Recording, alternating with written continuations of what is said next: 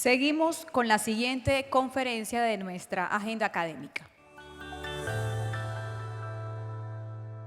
Conferencia. Misión Economía. Ricardo Bonilla, Ministro de Hacienda y Crédito Público. Bueno, buenos días a todos los presentes en este Congreso de Naturgas. Vamos a hablar de crecimiento económico, como nos corresponde. Buenos días, Oviedo, ¿cómo le va? Y a todos los que están por aquí. Me perdonan no saludarlos a todos. La pregunta crucial es cómo vamos a reactivar la economía. ¿Y qué papel juegan ustedes en ese proceso? El crecimiento económico del 2023 no fue el esperado, 0.6. Este es el crecimiento económico que ha tenido el país en los últimos prácticamente 20 años. Vivimos la desaceleración del COVID y el crecimiento importante de los años 21 y 22. Uno diría, aquí hubo un milagro económico. Nos desaceleramos, la pandemia nos dio duro e inmediatamente nos recuperamos y nos recuperamos a niveles impensables. Ahora la pregunta es, ¿y por qué volvimos entonces a desacelerarnos? Porque el 2023 es un año de desaceleración que estaba previsto y simplemente era el tema de cómo vamos a asumir el guayabo.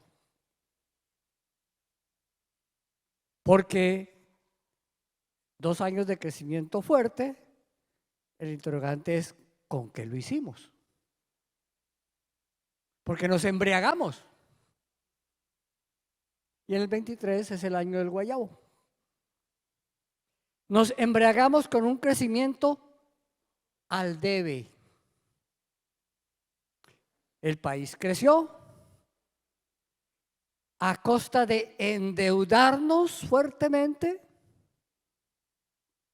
y de no sincerar las cifras internas.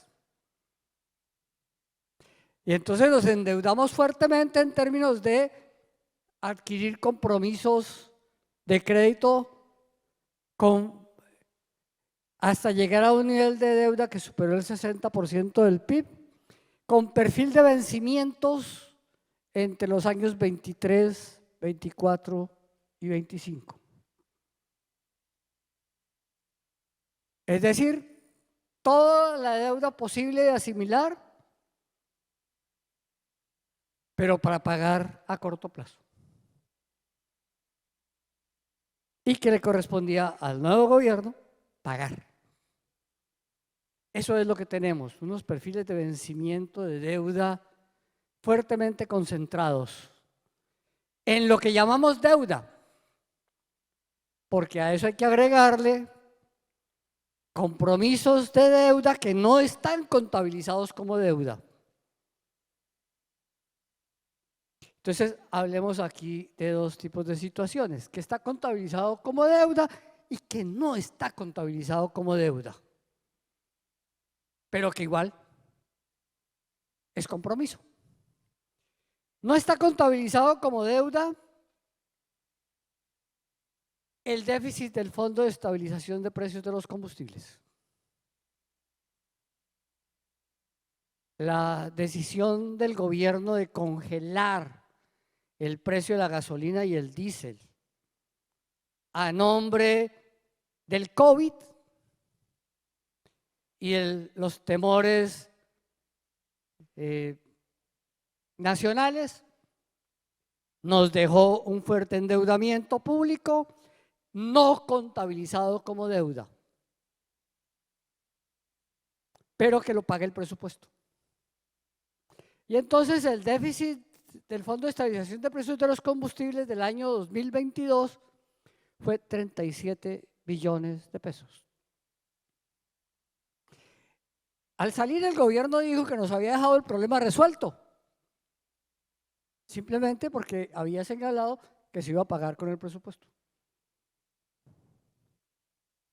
Y efectivamente el gobierno dejó pago una parte del 2022, quedó el resto para pagar en el 2023 con el presupuesto. Lo que viene en el Fondo de Estabilización de Precios de los Combustibles es una deuda que se causa trimestralmente y se paga un año después a Ecopetrol. Es decir, el flujo de recursos entre la nación y Ecopetrol está ligado al destino del Fondo de Estabilización de Precios de los Combustibles. Si el Estado no le paga a Ecopetrol el déficit, Ecopetrol no tiene cómo pagarle al Estado dividendos ni a los accionistas minoritarios dividendos. Para pagar dividendos, Ecopetrol necesita que el Estado le pague el equivalente al déficit del Fondo de Estabilización de Precios de los Combustibles. Vuelvo a repetir, eso no está contabilizado como deuda en ninguna parte. Pero fueron 37 billones en el 2022 que bajaron a 20 billones en el 2023 en razón a que este gobierno responsablemente descongeló el precio de la gasolina. Esto tiene mucho que ver con los temas de este Congreso. Descongeló el precio de la gasolina. Con un precio de gasolina congelado y un precio del diésel congelado, nadie quiere pasarse al gas.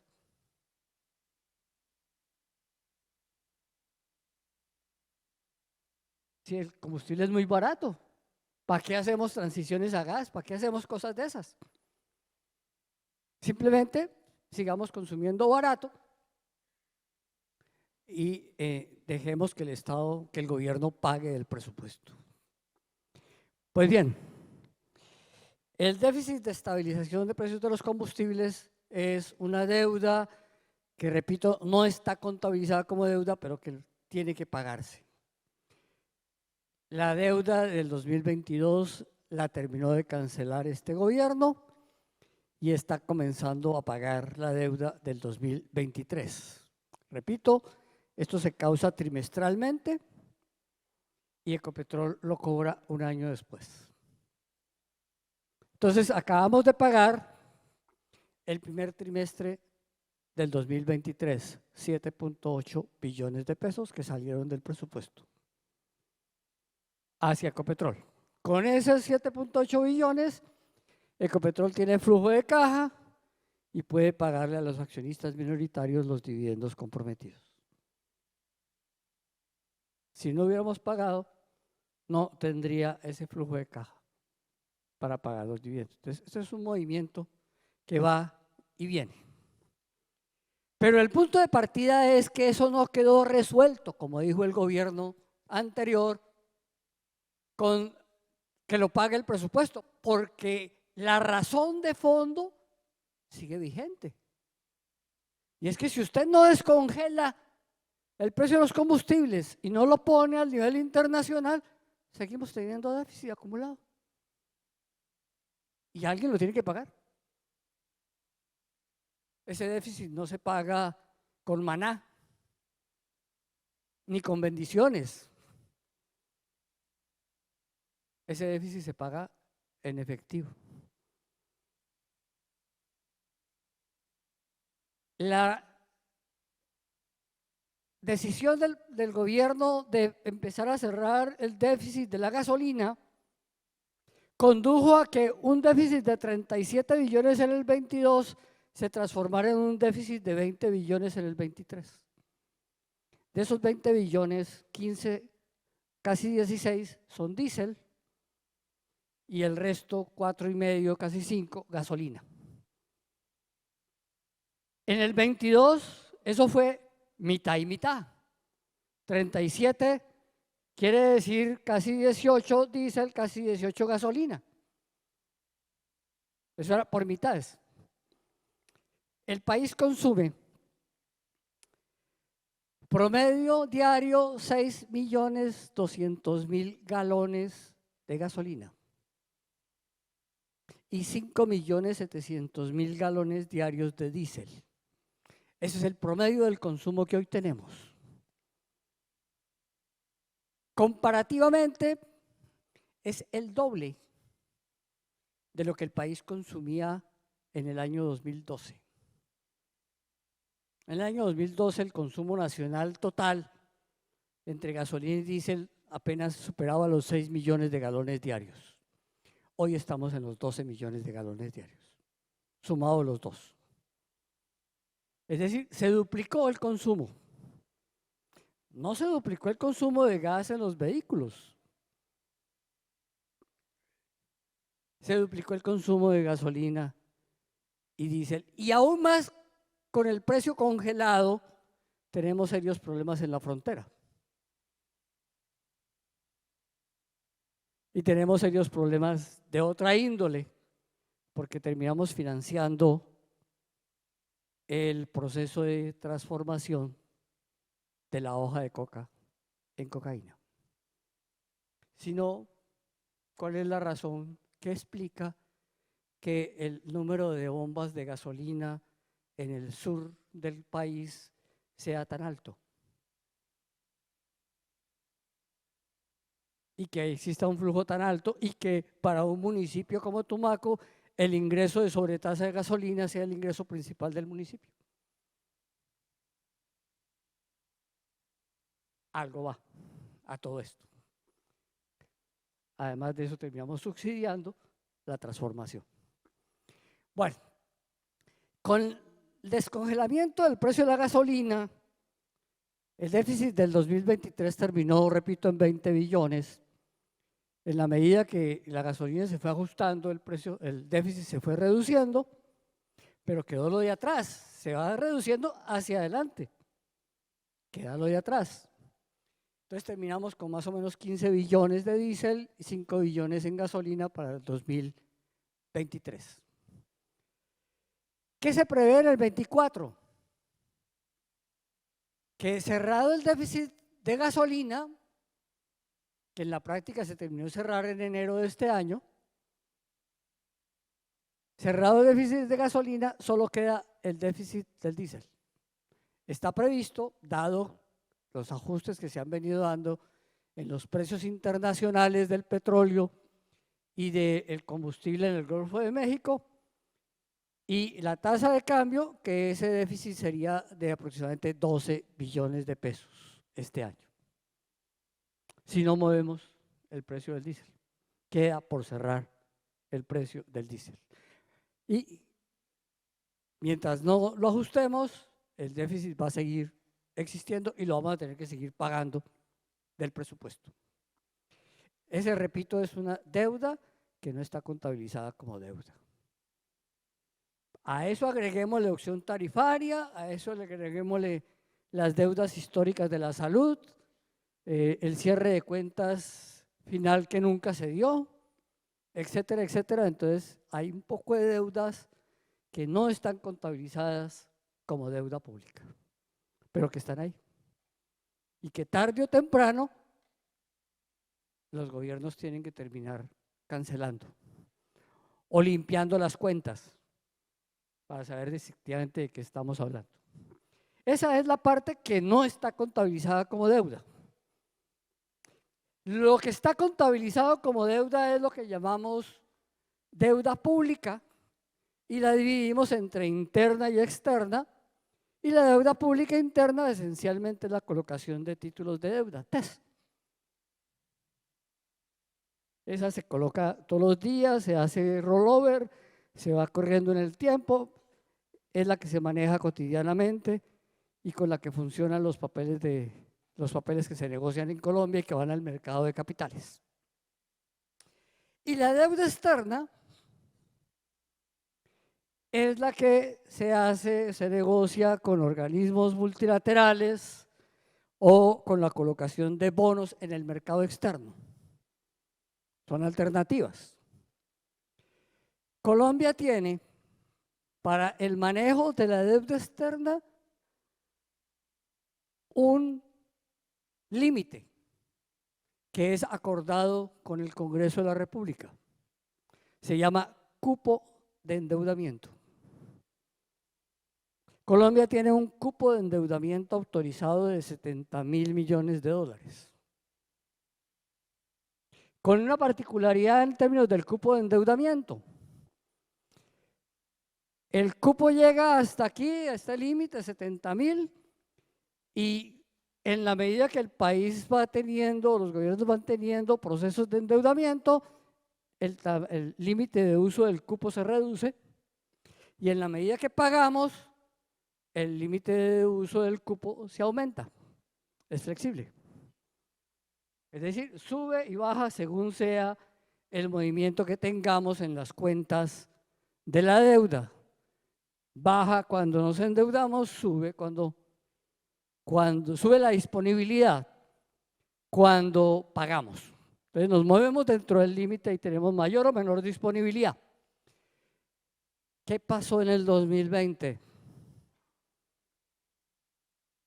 Que el país en el 2020 se movió con una serie de decretos de emergencia. Bueno, eso también tiene impacto en el cupo de endeudamiento. En decretos, en el 2020 salieron varios decretos de emergencia. Me devuelvo un poquito. Cualquier movimiento que se tenga en términos de la deuda externa pasa por una comisión que se llama Comisión Interparlamentaria de Crédito Público. Y allá se termina conociendo y autorizando, es una subcomisión de las comisiones económicas del Congreso, que solo funciona para este objeto, estar revisando las operaciones de crédito público del país, la externa, nada más que la externa, las que están incluidas dentro de ese cupo.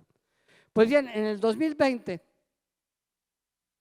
el gobierno firmó varios decretos de emergencia.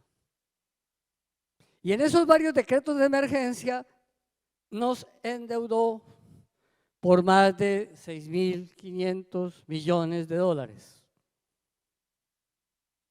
Uno de ellos es el crédito con el Fondo Monetario Internacional.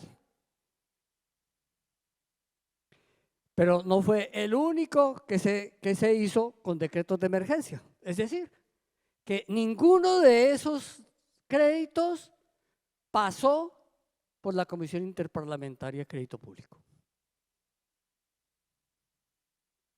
Ninguno de esos pasó por la Comisión Interparlamentaria de Crédito Público. No necesitó autorización de nada.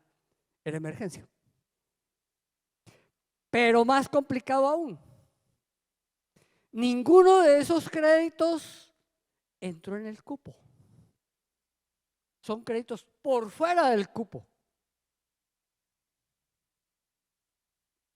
Al ser créditos por fuera del cupo, lo que tenemos es que teníamos un cupo por 70.000, pero hay unos créditos por encima de eso que no estaban contabilizados ahí y que ahora estamos pagando. Y entonces, ahora que estamos pagando, surge la pregunta, cuando se paga esos créditos, ¿nos abre espacio en el cupo? La respuesta es no, porque no estaban dentro del cupo. Pero sí hay que conseguir los recursos para pagarlos. Entonces, quedamos con la misma situación. Crecimos muy fuertemente en el 2021-22 con fuerte endeudamiento y con deudas que no estaban contabilizadas como deuda. El país quedó endeudado por ambos lados y ahora que hay que pagar las deudas, empezamos a mirar cuál es el flujo real de recursos con que cuenta el país. Esa es la situación. Hay que terminar honrando los compromisos que quedaron. Eso, terminar honrando los compromisos que quedaron, significa que hay que revisar las alternativas de organización del presupuesto, porque si nos toca pagar lo que quedó comprometido, no hay espacio para la inversión.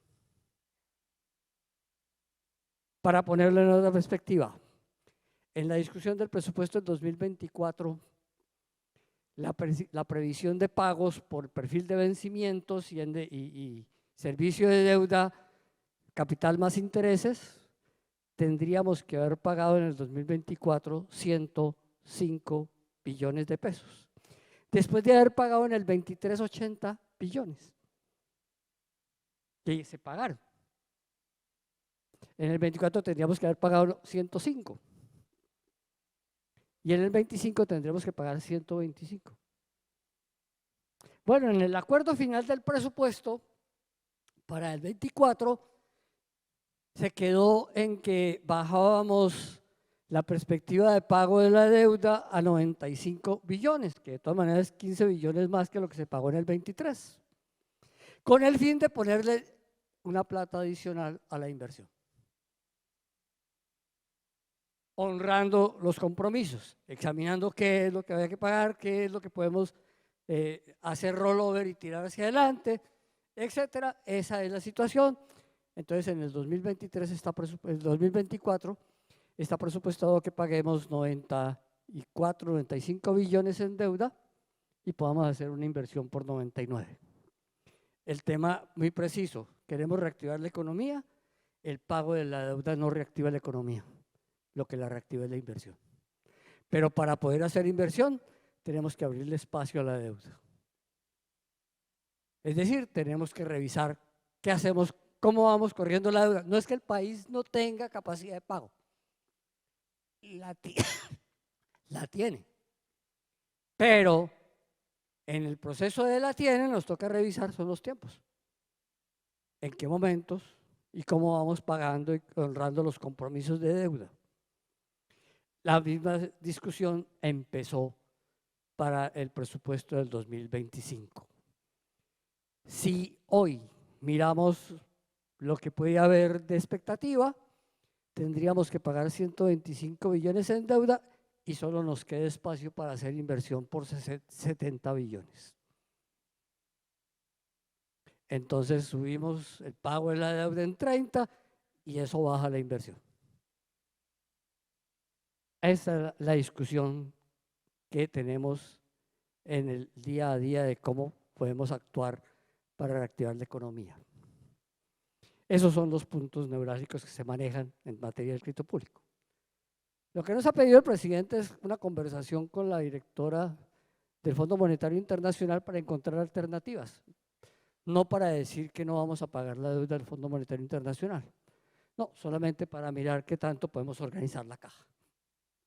Esa es la situación, no va más allá que eso. El Fondo Monetario es al final quien nos va a decir sí, no, cualquier cosa, pero la conversación es necesaria porque hay que mirar con otros créditos, con otros espacios de deuda, qué es lo que podemos priorizar en materia de pago. Esa es la discusión que hay. Cierre con el Fondo de Estabilización de Precios de los Combustibles. Tenemos la deuda de 20 billones del 2023 y la discusión de cómo cerramos la brecha del diésel este año. Esta brecha del diésel nos dejaría 12 billones de pesos si no hacemos nada. Y ahora viene la discusión. ¿Cuál es el real impacto que tiene esto en la inflación? Entonces voy a hablar de la inflación. Esta es la inflación. Ese es el curso que ha tenido la inflación en Colombia. La inflación, obviamente, lo que nos muestra la gráfica es que desde comienzos del 21 los precios se dispararon en Colombia, el país se embriagó, se expandió con créditos, se expandió la demanda. Cuando expandió la demanda, los precios comenzaron a subir, es decir, que estábamos comprando contra cosas que no están completamente provistas, los precios subieron y el Banco de la República tuvo como respuesta la de hay necesidad de comenzar a enfriar la economía. Y entonces el Banco de la República subió la tasa de intervención en 18 meses desde 1,75 a 13.25, la última alza en marzo del 2023, hace un año. Fue la última alza, quedó en 13.25, pero el alza es rapidísima. Aquí la discusión es que si ustedes miran el comportamiento de la inflación también creció mucho en el 21-22 y llegó a su nivel máximo en marzo del 2023, 13.34. A partir de marzo del 2023, la inflación comenzó a bajar. Llevamos 12 meses continuos de descenso de la inflación. 12 meses continuos que se reflejan acá y que las cifras nos muestran lo siguiente.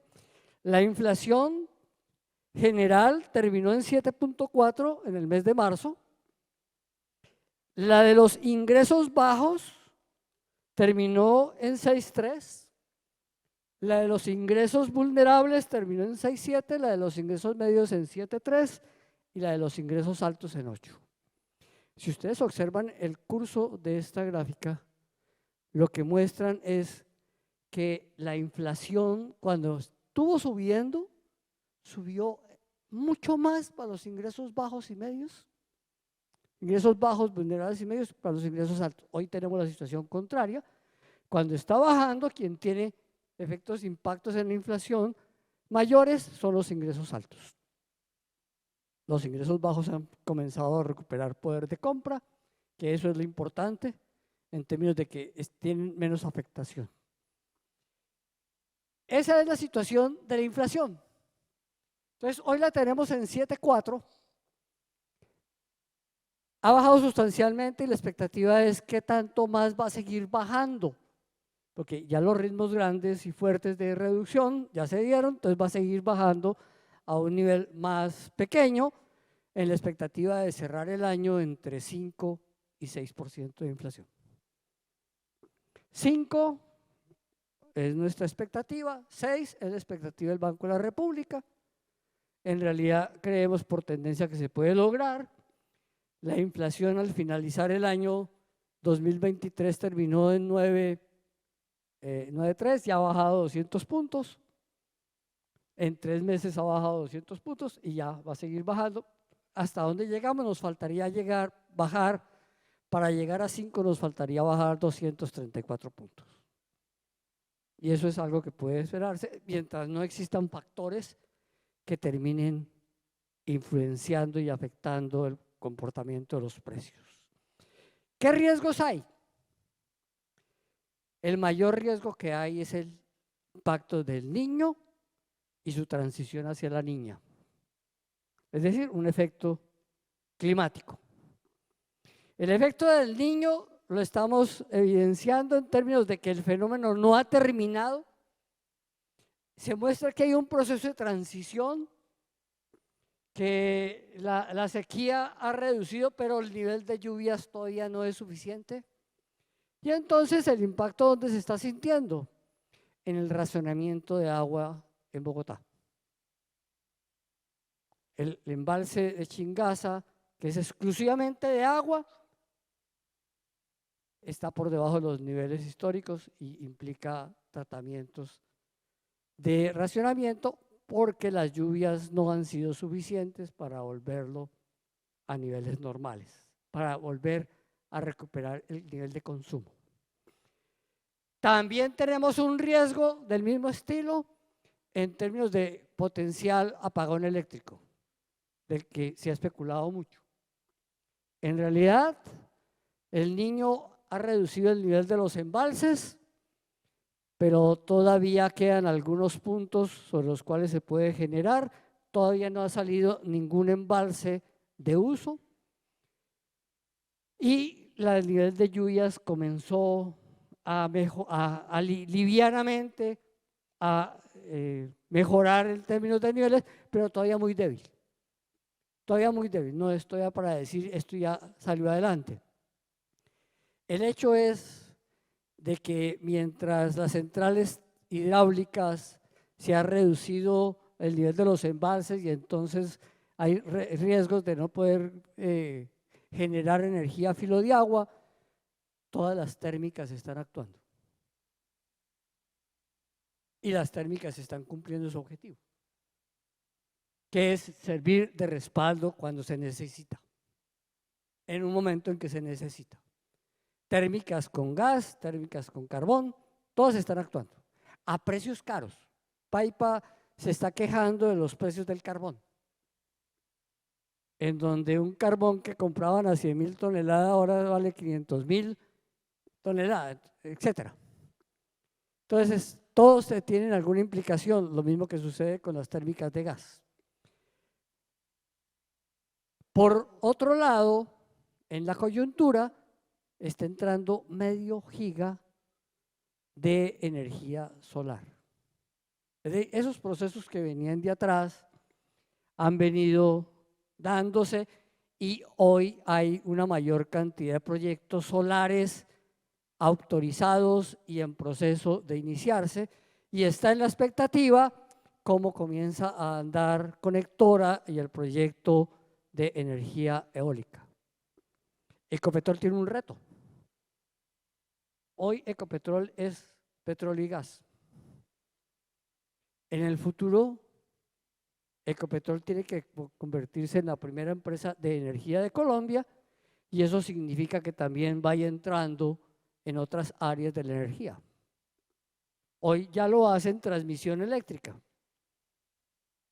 en transmisión, pero está explorando la alternativa de entrar a la generación solar, eólica, y el tema más ambicioso, cómo Ecopetrol entra en la generación de hidrógeno, que es hasta ahora lo que se ha identificado en el mundo como el combustible del futuro, en donde ya no es una expectativa, no es ciencia ficción, ya hay procesos en el mundo andando que revelan que por ahí hay alternativas y que Colombia tiene las condiciones geoestratégicas para ser importante actor. Estamos localizados en la zona tórrida, tenemos zonas de altos vientos, tenemos la mayor composición de agua y tenemos alta radiación solar. Por lo tanto, todos los insumos para pensar en hidrógeno existen.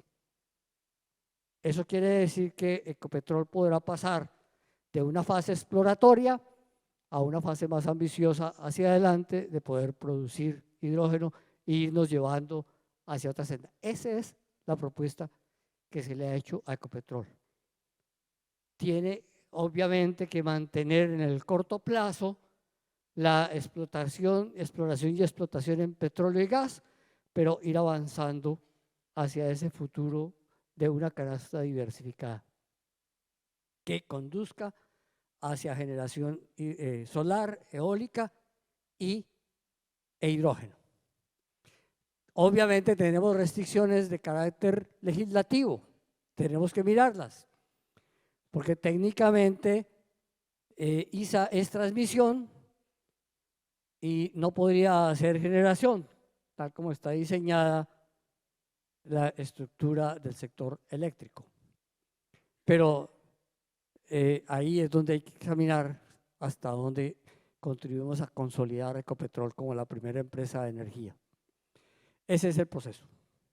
En ese sentido, entonces, el cierre de la brecha del déficit del Fondo de Estabilización de Precios de los Combustibles puede ser un factor que tenga impacto en la inflación. ¿Cuáles son los riesgos? Niño, y el otro es la brecha del diésel.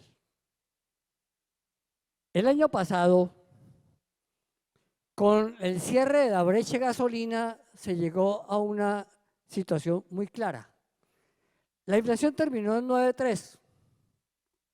Si no hubiéramos tocado el precio de la gasolina, la inflación habría terminado en 7.3.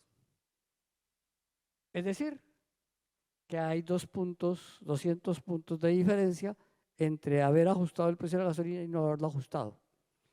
La diferencia es que si no ajustábamos el precio de la gasolina, el déficit es más alto. Entonces, aquí era un juego entre déficit e inflación. Y por eso el tema se planteó siempre de tenerlo monitoreado para no tener impactos mayores en la inflación. Solo así fue que pudimos ir ajustando el precio de la gasolina. ¿Qué se estima con el diésel? Que el diésel tiene un impacto indirecto. Ese impacto indirecto, ¿qué significa? Que el diésel realmente interviene en los costos de producción de quienes hacen la actividad de transporte. Y el impacto final en la canasta o en el índice de precios al consumidor se refleja en cuánto de eso puede impactar el costo de los insumos que se transportan o de los bienes que se transportan. Bajo esa consideración y bajo condiciones normales, el impacto real final solo debería ser, si ajustáramos todo el diésel en un solo año, de 1.4 en la inflación. El acumulado.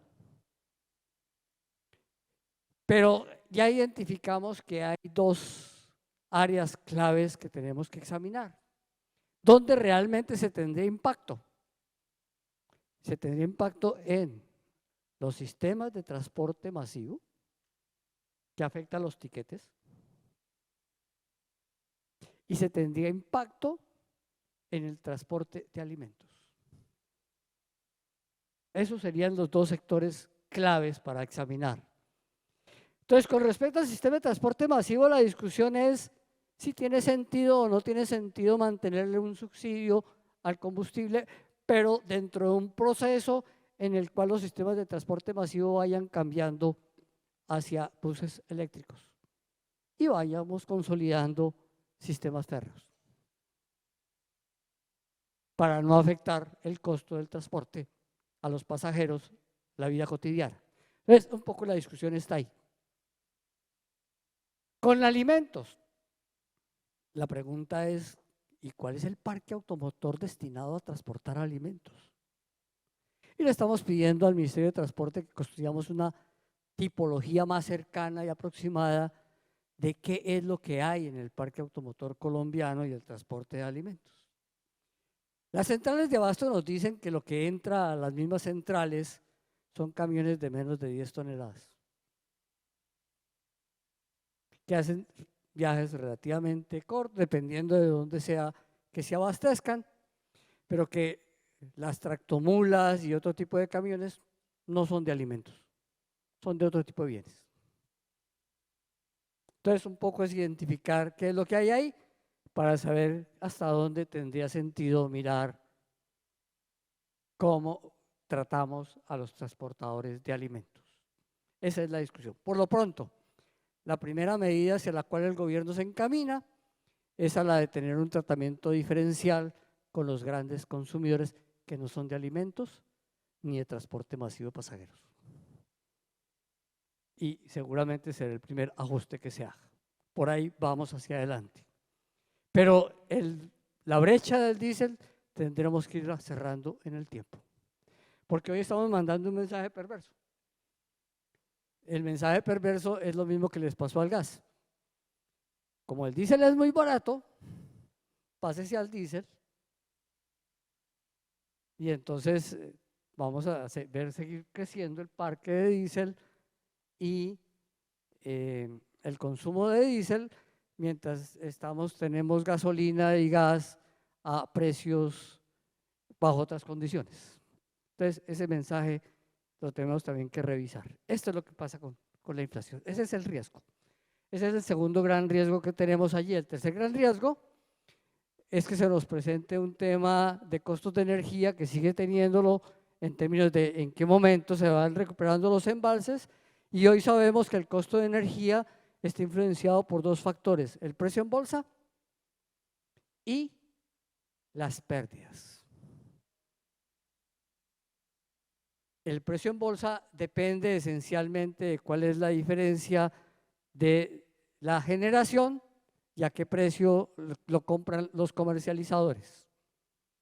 La CREC está llamada a identificar esa diferencia y a evitar que el precio en bolsa suba a niveles exorbitantes.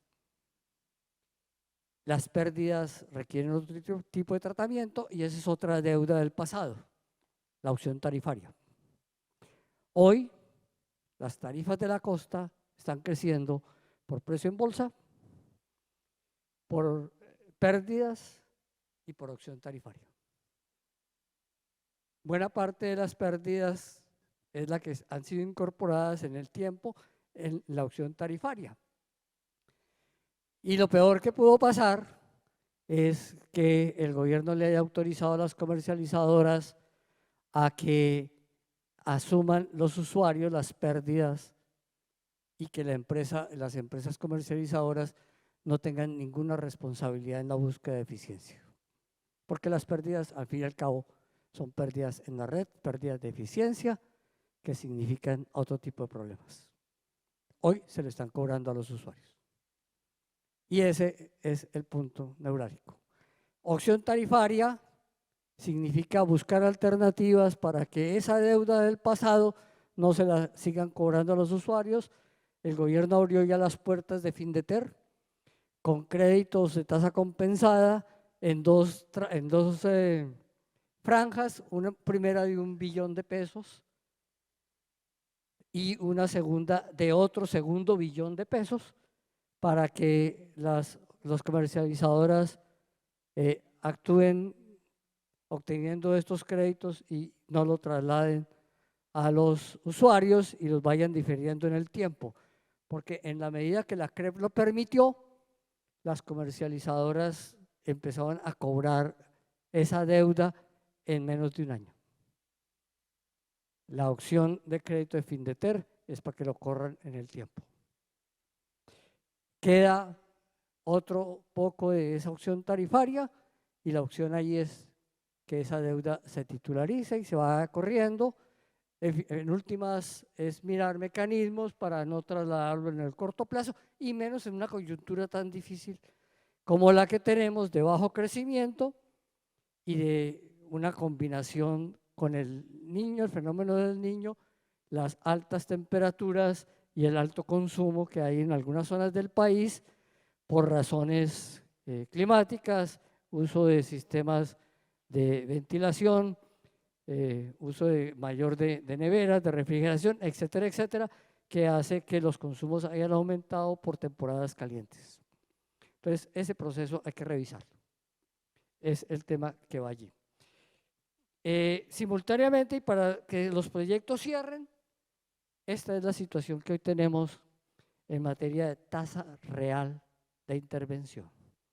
Aquí está, en la gráfica, el comportamiento de la inflación, línea azul, y la respuesta del Banco de la República, línea negra. Y ustedes podrán observar, la inflación comenzó a crecer alrededor de marzo del 2021 y la primera reacción del banco fue en octubre del 2021. Se dice que reaccionó un poco tarde, el tema es el banco reaccionó finalmente y ustedes observarán cómo el alza de la tasa de intervención fue siguiendo el rastro de la inflación. Llegó a su nivel más alto marzo 2023 y desde entonces la inflación ha tenido una senda distinta y la brecha entre la tasa de intervención y la inflación ha crecido. Ese ha crecido significa que hoy tenemos una tasa real por encima de 400 puntos y ese crecimiento de la tasa real se está convirtiendo en un obstáculo para el cierre financiero de muchos proyectos. Hoy, por reactivación económica, necesitamos activar el mecanismo para que las tasas de interés actúen más rápidamente, bajen más rápidamente y permitan que coincidan las necesidades de la industria, de las empresas, de proyectos de construcción con el comportamiento de las tasas. Con tasas altas no cierran financieramente los proyectos y para la reactivación económica se espera que cierren. Entonces, el mensaje aquí es, el banco tiene un espacio grande para seguir bajando tasas, entre 12.25 y 7.36. Con la inflación de marzo es claro que seguimos teniendo un espacio y que nosotros deberíamos esperar es que al cierre de este mes, el mes de abril, en la nueva junta del banco, no se autorice solamente una baja de 50 puntos como venía, sino se autorice una baja un poco más alta para irnos acercando. El objetivo final es de que al finalizar el 2024 tengamos una tasa de inflación entre 5 o 6, pero la tasa de intervención logre bajar a 8,25. Ese es el objetivo final, que logremos llegar a 8,25. Para bajar a 8,25 necesitamos bajar todavía 400 puntos. Al Banco de la República le quedan 6 sesiones del año en las que toca el tema tasas.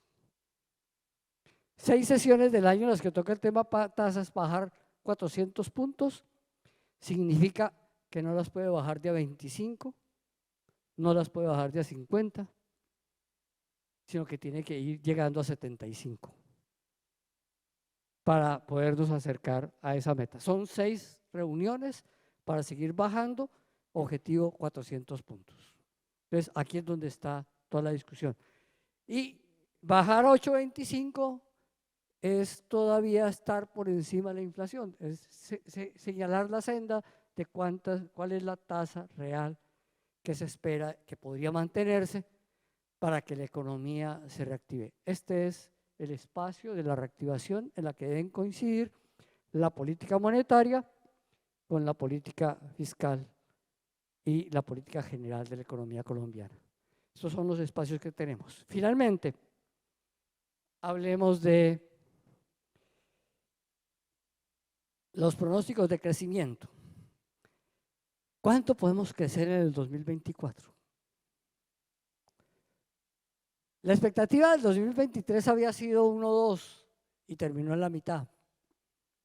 Eso ha significado que también todas las entidades públicas, privadas, nacionales e internacionales estén revisando cuál es la potencialidad del crecimiento colombiano en el 2024. Esa potencialidad nos ubica alrededor del 1,5. Ya el Banco Mundial también hizo su revisión de cifras, nos colocó en 1,3. Lo que hasta ahora es cierto es que nadie prevé que vayamos a tener un espacio, un escenario más ácido que el que hemos tenido. Por lo pronto el fantasma de la recesión pasó a un segundo lugar. Ahora el fantasma es cómo reactivamos la economía y dónde están las fuerzas para hacerlo. El sector energético es un sector clave para esto y las previsiones y precauciones que ustedes tienen es cómo garantizamos abastecimiento.